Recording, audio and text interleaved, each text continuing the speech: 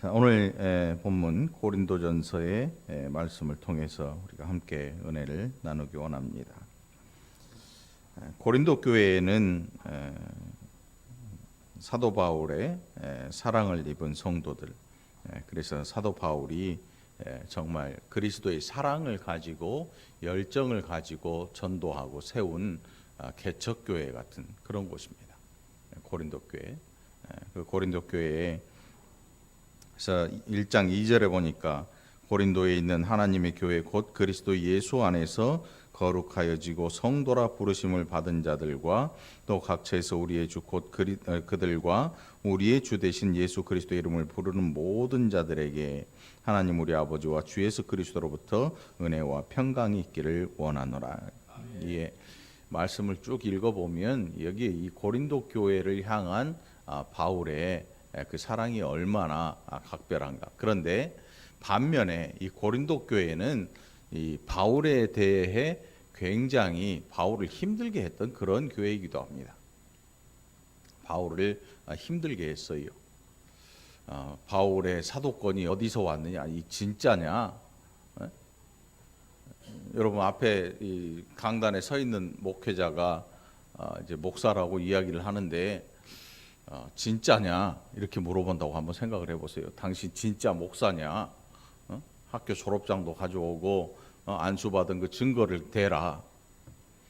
바울이 왜 이 사도권을 의심받는가 하면 예수님과 함께 다녔던 12제자를 사도라고 칭하는데 바울은 그렇게 예수님과 함께 다녔던 사람이 아니라 예수 믿는 사람을 잡으려고 다메섹으로 기세가 등등해서 살기가 등등해서 가는 도중에 부르심을 입은 사람이 그래 다메섹으로 가는 길 그것이 그의 인생을 완전히 바꾸어 놓는 사명이 하나님의 부르심을 입는 일이 되었습니다. 이방인의 사도로 그래서 하늘에서 들려오는 그 음성을 듣고 바울은 하나님께서 이방인의 사도로 예비한 나의 택한 그릇이라는 이 말씀을 듣고 자신이 사도임을 이야기하면서 그래서 고린도전서 1장 1절에 하나님의 뜻을 따라 그리스도 예수의 사도로 부르심을 받은 바울 이렇게 자신을 소개합니다. 그러니까 이 고린도 교회라고 하는 곳은 사도 바울을 편안하게 했던 그런 교회가 아니고 굉장히 바울로 하여금 심적으로 위축되게 하고 그리고 자기 자신의 사도직을 그 교회에 더 어필하게 하는 더 강조하면서 내어놓을 수밖에 없는 이런 일을 하게 했던 교회였습니다. 그럼에도 불구하고 바울은 고린도 교회 성도들을 사랑했습니다. 그 사랑을 입고 그 기도의 대상이었던 고린도 교회의 성도 그리고 그 고린도 교회에 문제가 있었습니다. 우리가 지난주에 살펴봤던 부분인데 10절로 17절에 보면 그 안에 분쟁이 생겼습니다. 근데 어떤 분쟁이 생겼냐 하면 나는 바울에게 세례를 받았다. 나는 아볼로에게 세례를 받았고 나는 게바에게 세례를 받았다. 게바는 베드로죠.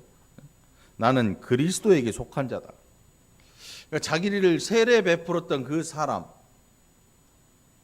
중심으로 파가 생기는 거예요. 파가 생겨요. 이러니까 교회가 조용한 것 같은데 시끌벅적하는 거죠. 조용한 것 같은데 그 안에 늘 분쟁이 있어요. 우리 교회는 그런 게 없지만 좀 이쁜 사람들이 많은 교회들은요 서로 잘난 척하느라고 고생을 해요. 내가 더 이쁘다, 네가 더 이쁘다, 내가 더 날씬하다, 뭐 이런 이 어디서 아이들 틈에서 그러지요. 아이들이 자라나는 곳에 가면 교회 안에 사실 사람들이 모이는 곳은 어디든지 분쟁이 있습니다. 분쟁이 없다고 하는 건 거짓말이지요. 어디든지 분쟁이 있기 마련입니다. 왜? 사람들이 모이는 곳이니까. 그럼 시장에 가면 싸움 일어납니까? 안 일어납니까? 여러분들은 대충 훑어보고 지나가면 몰라요. 그 시장 안에도 팽팽한 긴장감이 감돕니다. 언제요? 자리싸움 하지요. 할머니들 상추 쫙 깔고 옆에 도라지 깔고 장사하고 있는데 한 칸 넘어와. 왜 넘어와? 밀어. 밀어. 발로 살짝 밀어. 오지 마. 넘어오지 마. 하다못해 아파트 어르신들 그 노시는 그 뭐라 그래 요즘은 경로당이라 그래? 거기도 텃세가 있어. 거기도 분쟁이 있어요. 다 있어요. 하다못해 유치원에 가도 어린이집에 가도 아이들끼리 또 분쟁을 해요. 남친을 하나 놔두고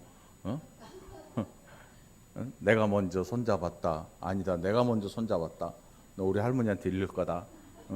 이 여러 가지 분쟁이 생겨. 사람이 모이면 어디 가든지 그런 일이 생기기 마련입니다.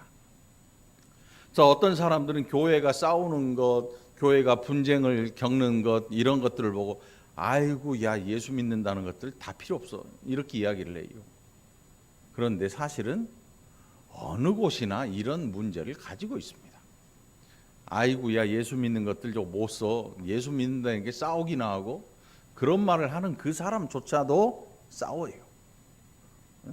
그러니까 사람이 모이는 곳이구나. 그 사람의 존재라는 사람이라고 하는 이 존재에 대한 이해를 하지 않으면 교회 자체는 아주 물론 거룩하죠. 그럼에도 불구하고 그 안에 존재하는 사람들로 인해서 분쟁도 하고 다툼도 있고 때로는 아픔을 당하기도 하는 여러 가지 일들이 생깁니다.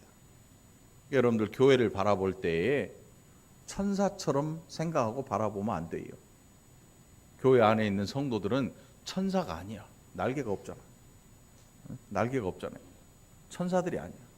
권사님, 장로님, 집사님, 안수 집사님, 목사님 할 거 없이 다 사람들이에요. 어느 누구나 약점을 가지고 있고 어느 누구나 단점이 있고 어느 누구나 약한 부분이 있고 어느 누구에게도 완벽이라고 하는 것은 존재하지 않습니다. 완벽이라고 하는 건 존재하지 않아요. 여러분 연애할 때 젊었을 때 나이가 들어가지고 다들 젊었을 때 연애한 것 기억이나 하려는지 모르겠네요. 콩깍지가 한번 씌면 콩깍지가 씌인다 그러잖아요. 콩깍지가 씌워지면 어떤 생각이 들어요? 네가 제일 이뻐. 결혼을 하고 나면 그 콩깍지가 벗겨지죠. 아니네. 아니네. 야 옛날 걔 어디 갔냐?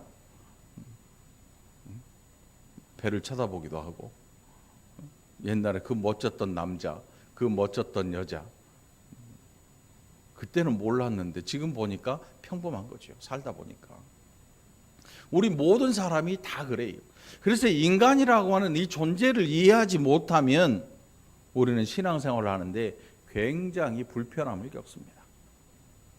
옆 사람 얼굴 한번 쳐다봐 주세요.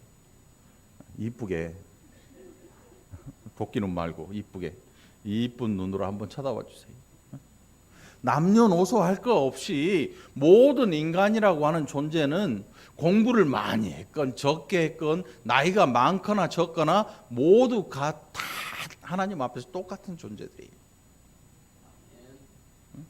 그래서 우리는 어떻게 해야 할 것인가? 야, 난 저 사람 참 잘 믿었는데 어떻게 저럴 수가 있지? 어떻게 저럴 수가 있지?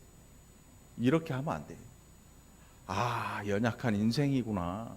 우리는 연약한 인생이구나는 하나님 앞에서 발견된 우리, 죄인된 우리의 이 모습을 늘 마음속에 기억하고 살아가야 돼요. 우리가 생각하는 것은 뭐냐면 당신은 권사님이고 당신은 목사님이고 당신은 장로님이니까 완벽해야 돼. 누구 앞에서? 하나님 앞이 아니라 내 앞에서. 나한테 너 잘못 보이면 안 돼. 왜? 너는 누구니까? 너는 누구니까? 이것 때문에 양쪽이 다 힘들어지죠. 나는 약한데, 나는 연약하고, 나는 단점도 많고, 나는 약점도 많고, 나는 고쳐야 될 부분도 많고, 사실은 자신이 자신을 더 잘 알고 있습니다. 그런데 상대방이 나에게 가지는 기대치는 하늘만큼 높아요. 하늘만큼 높아. 그러니까 그 기대치를 맞추기 위해서 얼마나 끙끙대고 살아가는지 모릅니다. 그래서 어떤 일이 생기냐면 교회에 있을 때하고 교회 밖에 있을 때하고 삶이 나눠져 버리는 거예요. 우리는 그렇게 살면 안 돼요. 밖에서 좀 거칠게 살면 교회 안에서도 거칠게 살아야 돼요. 그런데 그렇게 하는 분 없잖아요. 왜? 교회만 들어오면 왠지 누군가 나에게 기대치를 갖고 있는 것 같아요. 그 기대치를 맞춰주려고 하니까 순한 양처럼 변하는데 교회 밖에 나가기만 하면 순한 양이 아니고 언제 그랬냐는 듯이 다른 삶을 살게 돼요. 차라리 하나님 앞에서 정말 우리 자신을 확 내려놔 버리고 하나님 저는 왜 이렇게 안 변할까요? 저는 왜 이렇게 안 변할까요? 이렇게 하나님 앞에 자신을 좀 내려놓고 하나님 앞에 다 털어놓고 하나님 저희가 변할 수 있도록 저를 좀 인도해 주세요. 저를 좀 인도해 주세요. 이게 차라리 우리의 기도 제목이 돼야 돼요. 이게 우리의 기도 제목이 돼야 돼요. 옆 사람 얼굴 다시 한번 봐봐요. 정면으로 뚫어지게 보지 말고 사랑의 눈으로 이렇게 쳐다봐 줘 봐요. 사랑의 눈으로. 자, 사람에 대한 이해를 하고 누군가를 대하면 마음에 이 가라앉아 있는 앙금, 또 뭉쳐 있는 뭔가가 해결이 돼요. 해결이 돼. 아, 당신은 충분히 그럴 수 있습니다. 나도 그럴 수 있습니다. 용서하지 못한 이유가 뭡니까? 나는 안 그런데 너는 왜 그래? 이것 때문에 용서하지 못하는 겁니다. 나는 완벽한데 너는 왜 그딴 식으로 사니? 이것 때문에 용서가 안 되는 거예요. 이것 때문에 용서가 안 돼. 꽃게하고 꽃게 아들이 있어요, 여러분. 명절이 다가오니까 꽃게하고 꽃게 엄마하고 꽃게 아들 둘 중에 어느 게 맛있어요? 꽃게 엄마. 없어서 못 먹죠. 꽃게 엄마가 아들한테 뭐라 그래요? 똑바로 걸어 임마. 걔는 옆으로 걷잖아요, 이렇게. 근데 요즘은 옆으로 걷는 개가 없어요. 배에서 얼려버려가지고 걷는 애들이 없어요. 다 얼어갖고 다니거든요. 나는 안 그런데 너는 왜 그러니? 이것 때문에 상대방이 힘들어지고 나도 힘들어지는 거예요. 오늘 이 고린도 교회 성도들을 보면 누구나 다 연약한 존재라는 사실을 우리가 발견하게 됩니다. 여기 뭐 우리가 고린도 교회가 뭐 어떤 교회고 뭐 이걸 알아보자는 게 아니에요. 고린도 교회 안에 있는 성도들하고 우리하고 같이 놓고 한번 보자는 거예요. 누가 더 잘났나? 그런데 똑같단 말이죠. 어느 누구라도 고린도 교회 2000년 전에 살았던 그 성도들하고 2000년 후인 지금 이 시대에 살고 있는 우리하고 별반 다를 게 없는 똑같은 인성을 가진 사람들이라는 사실이에요. 그래서 바울이 하고자 하는 건 뭐였냐면 내가 너희를 예수 앞에서 완벽하게 뜯어 고쳐놓고 말겠어.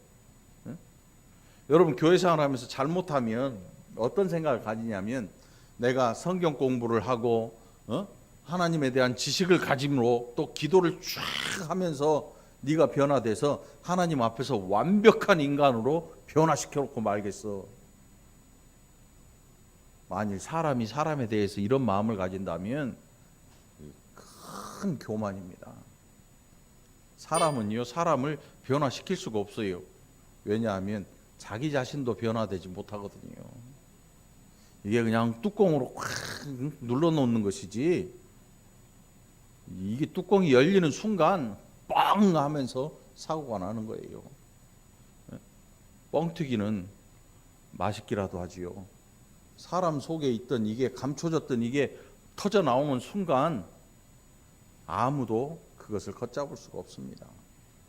그래서 신앙생활 제대로 하고 싶으면 이 안에 감춰놓고 누르는 이것들을 하지 말아야 돼요. 그래서 여러분, 저는 여러분에게 감정을 너무 감추지 마라. 근데 사람들은 남이 보면 잘 안 울어요. 우리나라 이제 감정이 많이 메말라 있어요. 드라마를 보면 엄마들이 많이 울잖아요. 드라마. 근데 요즘은 드라마도 울만한 드라마가 없어. 다 막장이라. 저 어렸을 때 보면 그 바보 나오는 그 드라마 있잖아.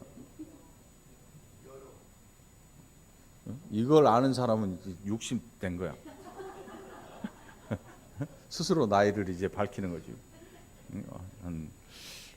제가 그때 한 초등학교 가기 전에 했던 드라마니까. 그 전 국민이 보는 드라마 아니에요. 동네 TV도 몇 대 없으니까 남의 집 마당에 앉아가지고 그 친구 눈치 보면서 말 안 들으면 나가라 그러니까 보다가 야, 너 나가. 너 낮에 나랑 싸웠잖아. 나가. 아, 미안해. 나가. 담벼락 밖에서 이렇게 보고 있고. 근데 그런 드라마를 보면서 그 시대의 감성은 눈물을 다 흘려. 어렸을 때 보면서 이렇게 보면 아줌마들이 다 눈물을 찍고 나쁜 사람 있잖아요. 저 죽일 놈 살릴 놈 하면서 막 진짜 나쁜 짓을 했던 사람에게 손가락질을 하는데 요즘 드라마는 그런 게 없어요. 모두가 다 악이야. 악이야. 막장에 막장을 하. 이 기가 막힐 일이죠. 그러니까 감성들이 다 메말라가지요. 사회가 강팍해지고 마음들이 강팍해지고. 근데 여러분 신앙생활 제대로 하고 싶거든. 교회생활 제대로 하고 싶고 사회에서 대인관계를 제대로 가지고 싶거든. 감정을 감추면 안 돼요. 너무 감추면 그래 어지간한 거 감춰야지. 상대방이 내가 이걸 끄집어 내놓음으로써 상대방이 상처를 받는다 할 때는 이걸 좀 감춰놓을 필요가 있는 거죠. 누군가를 배려하는 마음은 우리가 표출해야 되는 감정보다 더 커야 돼요. 이걸 좀 덮을 줄 알아야 돼요. 그게 조절이 안 된 사람은 사람에게 상처를 주지요. 막 해대버리고 돌아선 자기는 아무렇지도 않고 언제 그러냐는데 깔깔대고 웃으니까 상대방은 미치는 거지. 그렇게 해만 배려하는 마음은 늘 있어야 돼요. 특별히 신앙생활에서 여러분들은 감정을 좀 하나님 앞에 솔직하게 털어놓을 필요가 있어요. 하나님, 저는 참 힘든데요. 이거 하려니까 미치겠어요. 이렇게 안 변했는데 변한 척 살려니까 얼마나 힘든지 몰라요. 이미 자유자가 아닌 거지요. 얽매인 거예요. 뭐예요? 누구 때문에? 사람 때문에. 체면이라고 하는 게 사람을 죽여요, 여러분. 체면. 우리나라 옛날 체면이요, 집안을 망하게 만들어요. 집안이 우리 체면에 이 정도는 해야지 하고 상다리가 부러지게 잔치를 벌였다가 빚쟁이가 되고 망하게 돼요. 지금 중국이 그래요. 중국이란 나라가 옛날 우리나라를 닮았어요. 체면. 적어도 우리는 하나님 앞에서 우리의 감정에 대해서, 우리의 처지와 형편에 대해서 하나님 앞에 좀 다 오픈할 필요가 있는 거예요. 다 열어서 보여드릴 필요가 있어요. 우리는 그렇게 잘 못합니다. 왜요? 내가 그렇게 보여지는 게 싫거든요. 오늘 이 고린도 교회 성도들을 보면서 오늘 저와 여러분이 나도 정말 연약한 존재이구나. 나도 정말 변화되지 않는, 그래서 하나님의 은혜가 필요한 존재이구나 하는 것들을 우리의 심령으로 깨달아 알기를 간절히 바랍니다. 그래서 바울이 갖고 있는 생각은 뭐였는가 하면, 형제들아 너희를 부르심을 보라. 육체를 따라 지혜로운 자가 많지 아니하며 능한 자가 많지 아니하며 문벌 좋은 자가 많지 아니하도다. 실제로 당시에 교회 안에 성도들, 노예도 있고 가난한 자도 많고 정말 사회적으로 보잘것없는 그런 사람들이 굉장히 많았습니다. 근데 우리도 사회적으로 높은 자리에 있다거나 그런 분들이 실제로 없죠. 있어도 또 큰 소리 칠 것도 없어요. 왜? 서울 강남에 가면 더 하거든요. 거기는요, 돈 자랑하다가는 큰 코 다쳐요. 돈 자랑할 때가 아니에요. 돈 괜히 어줍지 않게 돈 자랑하다가 너 얼마 있니? 까볼래? 이렇게 나오면 이제 골치 아파지는 거지. 그런 사람은 없겠지만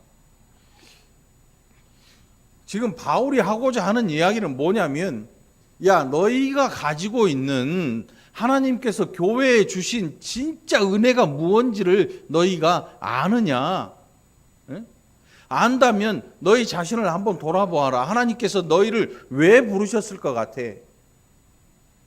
그리고 너희를 부르실 때 어떤 일이 일어난지를 다시 한번 생각을 해봐.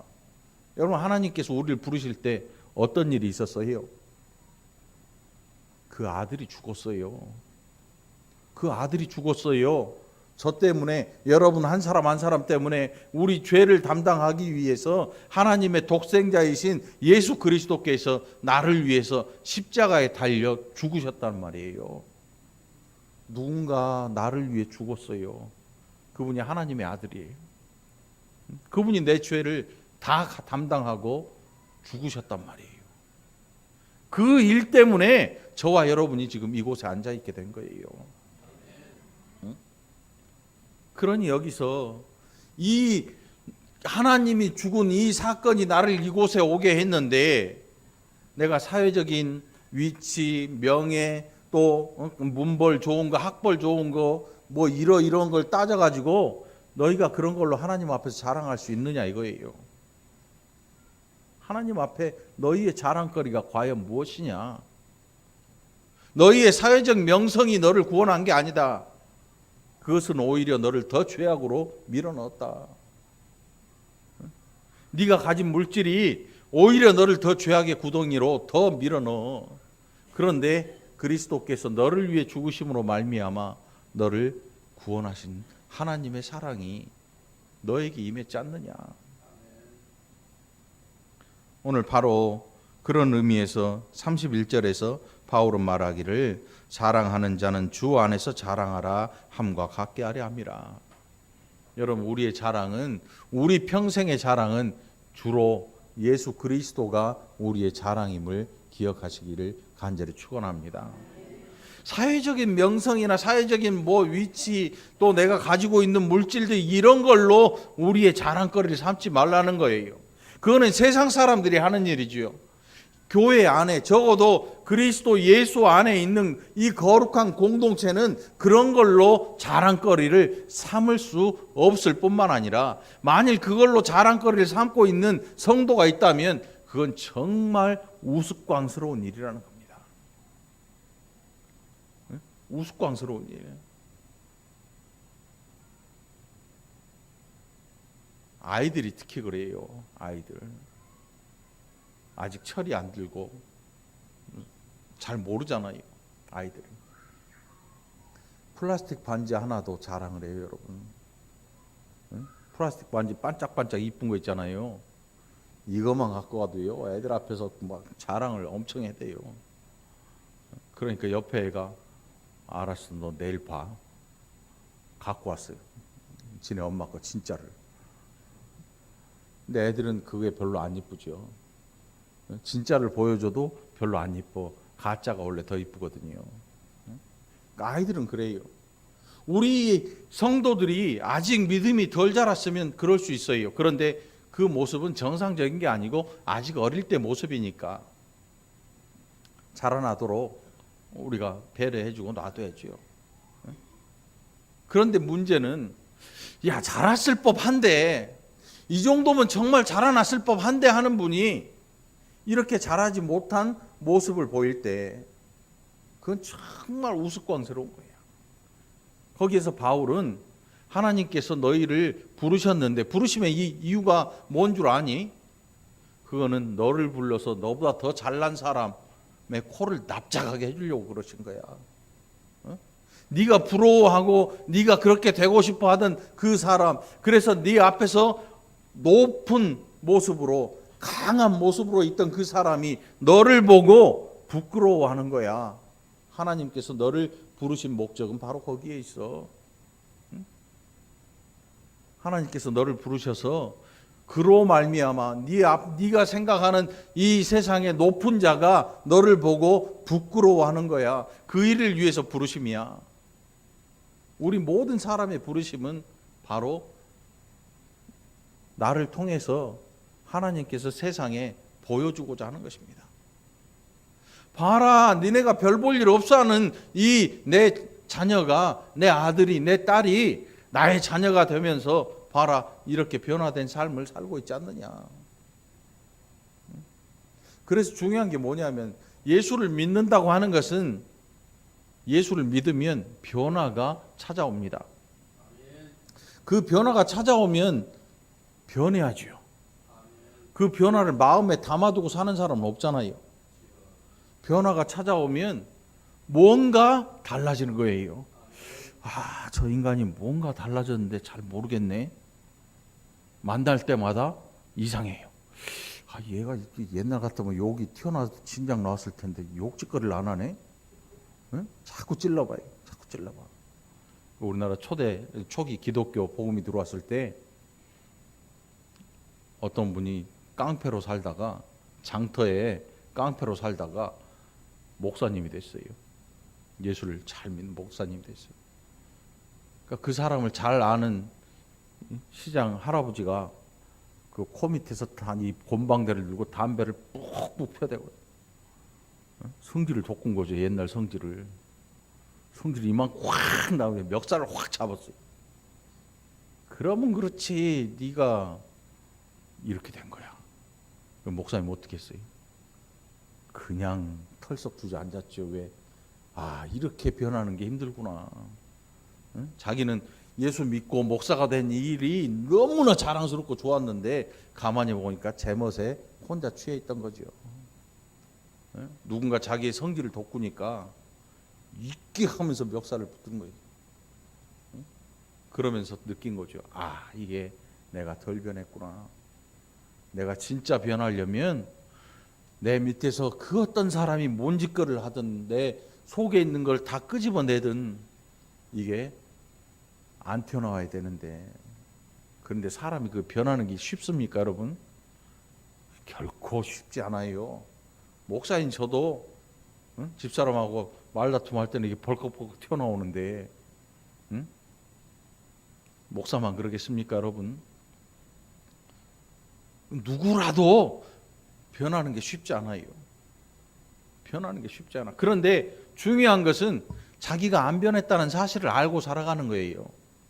그리고 어느 자리에선가 하나님께서 나를 변화되게 하시는 그 순간을 놓치지 말아야 하는 거지요. 이게 중요한 거 아니겠어요? 아, 하나님 이 자리를 위해서 저를 부르셨네요. 이 자리에서 제가 이렇게 겸손해지는 것, 이걸 하나님이 원하시나 봐요. 우리가 좀 이렇게 신앙생활하면 스스로 우리에게 하시는 하나님의 음성을 좀 들을 필요가 있는 거 아니겠습니까? 막 모여가지고 소리만 꽉꽉 지르다가 속만 풀고 가는 그런 자리가 아니라 조용히 하나님의 음성을 듣고 이 세상에서 이루어지는 일들을 통해서 하나님 나를 바라보시고 원하시는 게 뭔지를 좀 붙잡을 수 있는 지혜로운 자들이 되어야 할 거 아닙니까? 십자가라고 하는 것은 여러분 자랑할 만한 게 아니었습니다. 실제로 십자가, 그래서 1장에 보면 21절에 보면 22절에 유대인은 표적을 구하고 헬라인은 지혜를 찾으나 우리는 십자가에 못 박힌 그리스도를 전하니 유대인에게는 거리끼는 것이요 이방인에게는 미련한 것이다. 이게 왜 십자가가 나무로 돼 있잖아요. 율법에 나무에 달린 자마다 저주받은 자라 그랬어요. 율법에 나무에 달려 죽은 자 저주받은 자예요. 예수님께서 나무에 달리셨잖아요. 나무에 달린 자, 신성 모독, 하나님을 모독했다는 죄명을 걸어서 유대인의 지도자들이 예수님을 십자가에 매달라고 빌라도에게 요청한 거 아닙니까? 그래서 십자가에 매달려 죽으십니다. 율법이 이루어진 거예요. 나무에 달린 자마다 저주받은 자예요. 그러니까 유대인들에게 이 예수님이 달리셨던 이 십자가, 그리스도가 죽으신 이 십자가는 오늘 우리에게는 이게 귀한 십자가일지 몰라도 유대교 사람들에게는, 유대인들에게는 거리끼는 겁니다. 왜? 저주받은 거잖아요. 저주받은 거. 예전에 어느 곳에 가면 뭐 소문도 자자하죠. 옛날에 여기서 누가 죽었는데 그 귀신이 튀어나오고 막 사람들이 무서워서 피해 다니잖아요. 영화지, 영화. 유대인들에게는 예수 그리스도가 달려 죽으신 그 십자가가 정말 꺼리는 일이에요. 야야야야야, 근처에 얼씬도 하지 마라 저거. 얼씬도 하지 마라. 저주. 눈살을 찌푸리게 하고 거리를 두게 하고 손을 내젓게 만드는 저주스러운 십자가, 그게 나무로 된 십자가, 예수님이 달리신 십자가였단 말이에요. 헬라인에게 이 십자가는 또 미련한 것입니다. 얼마나 미련한 거냐면, 예수님이 누구세요? 마음만 먹였으면, 요즘 BTS가 뭔지 모르죠 여러분? 네? 20대는 알지, 30대는 알지. BTS, 방탄소년단. 저도 알아요. 얘네들이 전 세계를 쥐락펴락 하는 애들이에요, 여러분. 지금도 아마 공연이 다 예정돼 있어. 1년 스케줄이 다 차 있을 거야, 아마. 얘네들이 빌보드 차트에 올랐을 거라, 아마. 지혜가 맞니? 아, 너 30대라서 모르는구나. 예수님이 마음만 먹으시면 어떤 일을 하실 수 있냐면 왕이 되실 수 있어요. 왕. 어느 나라의 왕? 유대인의 왕뿐만 아니라 로마라고 하는 이 거대한 짐승 같은 나라를 뒤집어 버릴 수도 있는 그런 능력을 가지고 계세요. 그걸 누가 봤냐면 제자들이 봤잖아요. 여러분, 제자들이 정말 안 변합니다. 언제까지, 정말 얼만큼 안 변하냐면, 예수님이 죽으셔서 무덤에 장사된, 그리고 예수님을 다시 만났을 때, 부활하신 예수님을 다시 만났는데도 안 변해요. 이게 사람이야. 응? 우리는 뭐 신앙생활 하면서 어디서 주님을 만났고 음성을 듣고 해서 깊이 회개하고 뭐 변화됐다는 그런 간증들을 듣잖아요. 근데 그거 정말 위험해요. 살아봐야 하는 거예요. 사람들은 살아봐야. 그때 감정이 지나면 식잖아요. 여러분, 예수님 처음 믿고 막 기도원 다니고 막 체험한다고 쫓아다닐 때, 그때만 해도 내가 기도하면 세상의 모든 일이 다 될 것 같은 그런 막 힘이 안에서 넘쳐나잖아요. 근데 그게 오래도록 조용히 아무것도 안 하고 지내다 보니까 언제 그랬냐는 듯이 또 똑같은 삶으로 돌아와요. 또 똑같이. 중요한 것은 지내봐야 하는 거예요. 예수님 제자들이 이렇게 지독하게 안 변해요. 예수님 잡히시니까 다 도망가 버리고, 십자가에 재판받기 그 전날, 죽으시기 전날 밤에 베드로는 침을 3번 뱉으면서 자기를 그렇게 사랑하셨던 예수님을 부인합니다. 침을 뱉으면서 부인하는 거예요. 아, 난 저 사람 몰라. 근데 예수님께 그걸 보고 계셔요. 저 멀리에서 베드로가 침 뱉고 자신을 부인하는 걸 보고 계세요. 그런데 새벽딱 울 때 베드로가 갑자기 생각이 납니다. 베드로야, 네가 닭 울기 전에 3번 나를 부인할 거야. 이 말 해주신 이유는 베드로로 하여금 망하지 않도록 해주신 거예요. 아, 우리 주님 알고 계셨네. 내가 주님 부인할 걸 알고 계셨구나. 이것 때문에 실족하지 않습니다. 다시 일어날 수 있는 말씀이 바로 예수님의 말씀이었던 거예요. 사람이 이렇게 안 변합니다. 헬라인에게 십자가는 미련한 일입니다. 우리 주님이 어마어마한 능력을 가지셨어요. 그런데 그 어마어마한 능력, 그 엄청난 능력, 그걸 가지고 죽어버리셨어요. 제자들은 그거 믿고 쫓아다녔는데 예?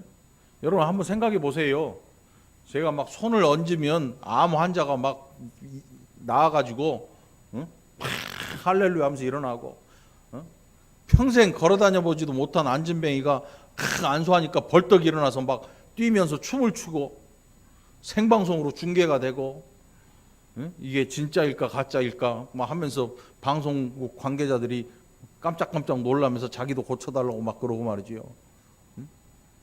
와, 사람들이 시커멓게 몰려들 겁니다. 실제로 예수님 앞으로 그렇게 몰려들었어요, 여러분. 셀 수 없는 군중들이 예수님의 그 놀라우신 능력을 눈으로 확인하고 보기 위해서 수도 없는 환자들과 정말 말도 안 되는 죽은 사람, 그런 사람들까지 다 떠매고 옵니다. 그 다 부탁을 합니다. 그런데 그들이 일어납니다. 그들이 살아나고 그들이 고침을 받고, 그러니까 여러분 뭔 생각하겠어요? 야, 저 사람은 우리의 왕이 돼도 충분해. 먹는 문제까지 해결해 버리십니다. 오병이어의 역사, 벳세다 광야에서 아무것도 없었는데 어린아이 도시락 1개, 물고기 2마리, 보리떡 5개로 5,000명도 더 되는 사람을 일시에 먹이시고 12광주리도 더 남게 거기에 떡과 생선이 남아돕니다. 여러분 그거 보면 뭔 생각할 것 같아요, 사람들이? 여기 이 사람한테 줄 서면 우리의 고생은 끝이다. 요즘 젊은이들에게, 대학 졸업하면서 젊은이들의 꿈이 뭐예요? 대기업에 줄 서는 거잖아요. 대기업 취업하는 게 꿈의 직장에 들어가 보고 싶은 거. 구글이나 뭐 네이버, 뭐 큰 이런 회사들 말이죠. 애플 같은데 이런 데 들어가는 게 꿈의 직장. 이 꿈의 직장이 진짜 왜 꿈의 직장인지 아세요, 여러분? 사무실처럼 우리가 알고 있는 그런 사무실이 아니야. 들어가면 이게 완전 놀이터야. 이게 거의 놀이터 수준이에요.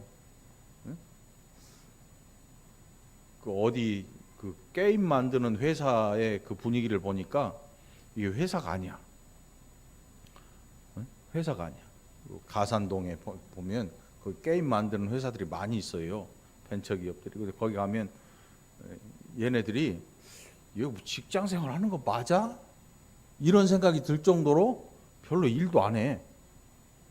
왜냐하면 걔네들은 놀아야 되는 일을 만드는 애들이니까 놀리는 거야. 야, 놀아봐. 어떻게 해야 재밌는지 놀아봐. 꿈의 직장 아니야, 여러분. 응? 꿈의 직장. 뭐 구글이나 애플 또 뭐 더하죠, 더해. 출근 안 해도 돼. 내가 할 일이 있으면 가서 하고, 특별히 할 일 없으면 출근 안 해. 그리고 또 지 할 일만 하면 돼. 누가 간섭한 사람도 없어요. 예수님에게 줄만 서면 이런 일이 벌어진단 말이에요, 여러분. 살아있는 예수님 앞에 줄만 서면 실제로 이런 일이 가능했어요. 아파도 걱정 없어요. 아파도 예수님이 손만 얹어서 아니면 말씀만 하면 이게 다 나아버려요. 언제 아팠냐는 흔적조차도 없어요. 평생 못 걷던 사람이 갑자기 다른 박질을 하니까, 여러분 다리에다가 나무 판때기를 대고 일주일만 붕대 감아놓으면 여러분 어떻게 될 것 같아요? 못 걸어가요. 일주일간 손가락에다가 나무 막대기 대놓고 칭칭 감아놓고 일주일만 있다가 이렇게 해보라 그래. 못해. 이게 안 구부러져요. 평생 안진뱅인데 일어서 본 적이 없는데 그 사람이 벌떡 일어나서 뛰며 춤을 추네. 믿을 수 있겠어요? 그 일을 다 봤단 말이에요. 그래서 제자들이 줄을 서고 수많은 군중들이 예수님을 찾아옵니다. 그런데 예수님이 십자가에 죽어버려요. 거기 헬라인이 보기에, 여기서 헬라인이라고 하는 사람들은 아주 세속적인, 그래서 모든 것을 금전으로, 모든 것을 권력이나 이런 것들로만 상상하는 사람들, 헬라인이라고 그래요. 헬라인. 세상 사람들을 헬라인이라고 그래요. 그 사람들이 보기에 이 얼마나 미련한 일입니까? 아이, 저 인간은 저 미친 거 아니냐? 그 엄청난 능력을 가지고 저기에 달려 죽어? 하참, 별 사람 다 보겠네. 바보 아니냐? 헬라인이 보기에 십자가는 미련한 일입니다. 그 십자가를 통해서 하나님께서 일을 이루시는데 그 어느 누구도 흉내낼 수 없는 일을 하십니다. 죄인을 구원하셔요. 영원히 멸망받아 마땅한 죄인들을 살려내십니다. 그것도 완벽하게 구원하십니다. 실패하지 않으십니다. 그리고 사람들이 변화되도록 성령을 충만케 하십니다. 여러분, 오늘 여러분은 우리가 진짜 변화되는 진짜 원인이 어디서 오냐면 성령의 충만함을 입는 것입니다. 성령의 충만함을 입는 것은 우리의 변화를 자꾸 이끌어 가시는 것입니다. 우리의 변화, 욕심 부리던 사람이 욕심이 점차 줄어드는, 욕심이라고 하는 게 여러분 얼마나 무서운 줄 아세요? 제가 아주 오래전에 경험을 해봤어요. 어느 목사님한테 전화가 왔어요. 아, 목사님, 성탄절 선물 할 게 좋은 게 산더미 같이 있어. 진짜? 그때만 해도 12인승 봉고차가 있었어요, 교회. 진짜? 그래서 갔는데 진짜 있는 거예요. 그거 다 공짜래.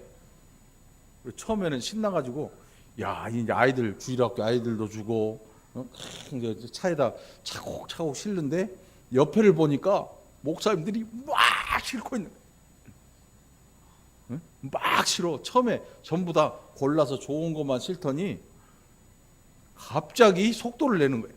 막 때려 실는 거예요. 왜? 욕심이 난 거예요. 욕심이. 이게 욕심이라는 게 이래요. 처음에는 아이들 생각해서 좋은 거 골랐는데 이제는 때려 싣고 보자요. 그래서 제가 싫다가, 야, 이거는 할 게 아니다. 다 팽개치고 진짜 좋은 것만 골라왔지. 견물생심이잖아요, 여러분. 교회도 마찬가지예요, 여러분. 아주 오래전에 뚜껑 닫는 그 공장에 다니는 분이 우리 교회 잠깐 오신 적이 있어요. 그분이 남동공단에 있는데 이름이 락앤락이야. 알잖아요, 여러분. 락앤락 뭔지 아시죠? 용기. 그거를 몇 박스를, 이만한 걸 몇 박스를 줬어요. 그랬는데 사람이 한 개만 갖고 가면 되잖아요. 욕심이 생기니까 이렇게 되는 거야. 이렇게. 그때 있던 분 지금 아무도 없어요. 그것만 갖고 다 갔어. 괜히 내놨어. 안 썩는 건데 지금 줄 걸. 그러니까 여러분, 진짜 변화를 추구하시는 이는 우리 안에 거하시는 성령 하나님이세요. 그러니까 억지로 이거 꾹꾹 눌러놓으면 사고가 터져요. 억지로 꾹꾹 참다가 봉사를 하다 터지면 어떤 일이 생기냐면 배추가 날아다녀요. 후라이팬이 공중으로 떠다녀요. 그 옆 사람이 UFO를 봤다 그러네. 교회에서 UFO가 날아다닌다고. 아니야, 후라이팬이야. UFO 아니야, 후라이팬이야. 그러니까 여러분, 변화를 원하시거든 하나님 앞에 여러분 자신을 내려놓고 하나님의 음성 듣기를 기다리시길 바랍니다. 그리고 순종하기를 축원합니다. 바울이 하고자 하는 일은 바로 그거예요. 자랑하는 자는 주 안에서 자랑하라 함과 같게 함이라. 오늘 여러분의 자랑거리는 그리스도 예수 안에서 나를 구원하시는 하나님, 나를 위해 십자가에 달리시고 나의 부활을 보증하기 위해서 부활하신 예수님, 그 사랑을 자랑할 수 있기를 간절히 축원합니다. 그래서 티끌만큼씩이라도 변화되는 저와 여러분의 모습을 가지고 하나님 앞에 영광 돌리는 저와 여러분 되기를 간절히 축원합니다. 기도합시다. 하나님 아버지, 감사합니다. 우리가 얼마나 변화되지 않는지, 우리가 얼마나 억세게 버티는지 우리 자신이 스스로 알고 하나님이 아십니다. 이제는 우리 안에 거하시는 성령 하나님 귀한 음성을 통해서 성령의 충만함을 입고 하나님 우리에게 원하시는 그 일에 우리의 인생에 초점을 맞추게 하시고 변화되기를 위해서 준비하고 기도하는 복된 자들이 되게 하여 주옵소서. 함께 하심을 감사드리옵고 예수님 이름으로 간절히 기도합나이다. 아멘.